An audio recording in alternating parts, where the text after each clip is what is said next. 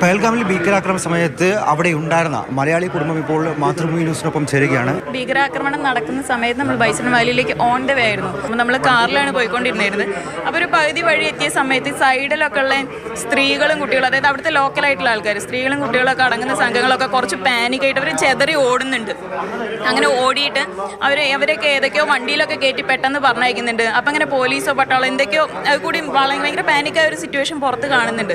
അപ്പോൾ നമ്മളിങ്ങനെ ഗൈഡിൻ്റെ അടുത്തും ഡ്രൈവറുടെ അടുത്തൊക്കെ ചോദിക്കേണ്ടത് എന്താ സംഭവം നമുക്ക് മനസ്സിലാവും. അപ്പോൾ പറഞ്ഞു ഞങ്ങൾക്ക് ആ സ്ഥലത്തേക്ക് പോകാൻ പറ്റില്ല, ഇത്രയും പെട്ടെന്ന് നമുക്ക് ഇവിടുന്ന് പോകണം എന്ന് പറഞ്ഞിട്ട് വണ്ടികൾ ഫുൾ ബ്ലോക്കായി.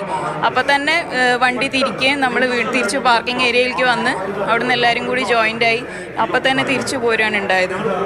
നമുക്ക് സത്യത്തിൽ നമ്മളവിടെ എല്ലാ സമയത്ത് ഇത്രത്തോളം ഒരു ഭീകര അന്തരീക്ഷമാണ് അവിടെ നടക്കുന്നത് നമുക്ക് മനസ്സിലായിട്ടില്ല.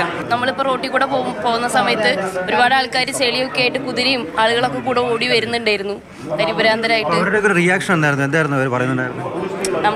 നമുക്കൊന്നും മനസ്സിലാവുന്നുണ്ടായിരുന്നില്ല എന്താ സംഭവിക്കണേന്നുള്ളത്. നമ്മൾ വണ്ടിയിൽ കയറി വണ്ടി നീ തുടങ്ങിയപ്പോഴാണ് ഇവർ പറഞ്ഞത് തന്നെ ഓപ്പൺ ഫയർ നടന്നിട്ടുണ്ട്.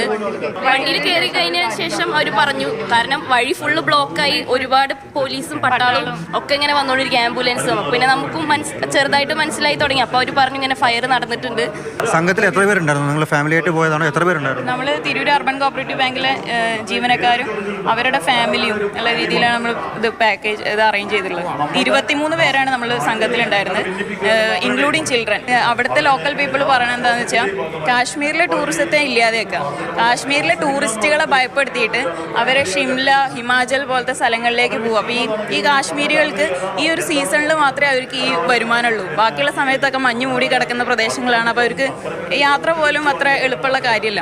അപ്പം ഈ സീസണിലാണ് അവർക്ക് ഈ കുതിര സവാരിയും മറ്റു സ്ഥലങ്ങൾ കാണലും കാര്യങ്ങളൊക്കെ ഉള്ളത്. അപ്പോൾ കാശ്മീരിലെ ടൂറിസ്റ്റുകളെ ഭയപ്പെടുത്തിയിട്ട് അവിടേക്കുള്ള ടൂറിസത്തെ നശിപ്പിക്കുക എന്നുള്ളൊരു പർപ്പസാണ് ഇതിൽ കാണുന്നതാണ് അവിടുത്തെ ലോക്കൽ പീപ്പിൾ നമ്മളെടുത്ത് പറയുന്നത്. അവർ മെഹ്മാൻ എന്നാണ് പറയുന്നത്. മെഹ്മാനിന് ഇങ്ങനെ ഒരു പ്രശ്നം ഉണ്ടായാൽ വലിയ പ്രയാസം ഉണ്ട് എന്നുള്ള രീതിയിൽ അവരവരുടെ അതൊക്കെ ഒരു നല്ല സപ്പോർട്ടാണ് തന്നത്. നമ്മളെ കയറ്റിവിട്ട് ഇവിടെ എത്തുന്ന വരെ ഇങ്ങനെ എവിടെ എത്തിയെന്ന് ചോദിച്ചുകൊണ്ടിരിക്കുന്നുണ്ടായിരുന്നു. അപകടത്തെ മുഖാമുഖം കണ്ട് അവിടെ നിന്നും രക്ഷപ്പെട്ട് തിരിച്ച് ഡൽഹിയിലേക്ക് എത്തിയ മലയാളി കുടുംബമാണ് ഇപ്പോൾ നമ്മളോട് അവരുടെ അനുഭവം പങ്കുവെച്ചത്. ഡൽഹിയിൽ നിന്നും ജിഷ്ണു ബാലകൃഷ്ണനൊപ്പം അർജുൻ പീതാംബരൻ, മാതൃഭൂമി ന്യൂസ്.